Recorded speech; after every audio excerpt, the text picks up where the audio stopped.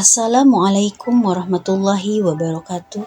Sahabat beriman, satu dari sekian banyak bukti kasih sayang Allah kepada hambanya adalah memberi ampunan setiap kali seseorang dari golongan muslim mengakui kesalahannya.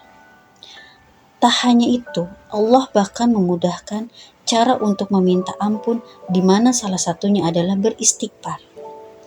Akan tetapi, tidak setiap hamba yang beristighfar bisa dengan mudah menghapus dosa-dosanya. Ada beberapa golongan yang tertolak istighfarnya. Lantas, bagaimanakah ciri-ciri orang tersebut? Tetap tonton video ini sampai akhir agar tidak sesat. Sebagai manusia, kita tak selamanya berbuat baik, kita tak selamanya berbuat benar. Ada kalanya kita sebagai manusia pun selalu berbuat salah. Di dalam Islam dijelaskan, ketika seseorang muslim melakukan sebuah kesalahan ataupun kebaikan, maka Allah memperlakukan kedua hal itu dengan istimewa. Ketika dia melakukan sebuah kesalahan, maka Allah akan menangguhkannya beberapa jam setelah dia meniatkan atau melakukan perbuatan dosa itu, untuk supaya dia bisa mentaubatinya. Begitupun dengan perbuatan baik atau amal baik, maka Allah menyuruh malaikatnya untuk mencatat perbuatan amal baik itu 10 kali lipat dari apa yang dia kerjakan. Sahabat beriman, di dalam Islam dijelaskan ada beberapa dosa ataupun kesalahan yang bisa ditebus ataupun dihapuskan oleh istighfar. Begitu istimewanya Islam menghapuskan dosa-dosa umatnya. Istighfar atau astagfirullahalazim ini sudah dijelaskan di dalam Al-Quran. Wastaghfirullah innallaha ghafurur rahim, yang artinya dan beristighfarlah atau mohon ampunlah kepada Allah, sungguhnya Allah Maha Pengampun lagi Maha Penyayang. QE Surat Al-Baqarah ayat 199. Di situ dijelaskan bahwa sebesar apapun kesalahan kita, Allah mengampuninya dengan kasih sayangnya lewat beristighfar. Fitrah manusia memang tak luput dari yang namanya berdosa atau berbuat salah dan tidak selalu benar.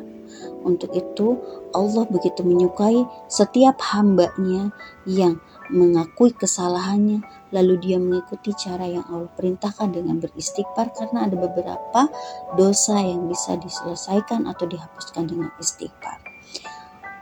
Namun tidak hanya itu saja, ada beberapa orang yang bisa ataupun tertolak istighfarnya. Untuk itu, kita bahas beberapa ciri-ciri atau golongan orang-orang yang tertolak istighfarnya. Pertama, golongan yang tertolak istighfarnya adalah pezina. Kelompok pertama yang tidak diterima istighfarnya adalah manusia yang melakukan perselingkuhan serta perzinahan. Pasalnya, perselingkuhan kerap kali berujung pada perbuatan zina. Hal itu dilakukan hanya untuk memenuhi hasrat seksualnya. Para pelaku bahkan rela menelantarkan istri atau suaminya dan meninggalkan tanggung jawabnya sebagai seorang pasangan. Rasulullah Shallallahu Alaihi Wasallam bersabda, jika seseorang berzina, maka iman itu keluar dari dirinya seakan-akan di atas kepalanya dapat gumpalan awan. Namun jika dia lepas dari zina, maka iman itu akan kembali kepadanya. Hadis riwayat Abu Daud. Golongan yang kedua adalah golongan pemakan harta yang haram atau harta haram. Sebanyak-banyaknya pelaku zina, tetapi lebih bejat lagi manusia yang suka memakan harta milik orang lain. Bagaimana tidak? Hartanya didapatkan dari cara haram, bisa digunakan membeli makanan, Makanan kemudian akan masuk ke dalam tubuh dan kemudian menjadi daging. Rasulullah Shallallahu Alaihi Wasallam pernah menasihati Ka'ab bin Ujrah. Wahai Ka'ab bin Ujrah, sesungguhnya daging badan yang tumbuh berkembang dari sesuatu yang haram akan berhak dibakar dalam api neraka. Hadis riwayat Tirmidzi. Yang ketiga, golongan yang tertolak istighfarnya adalah fakir namun sombong.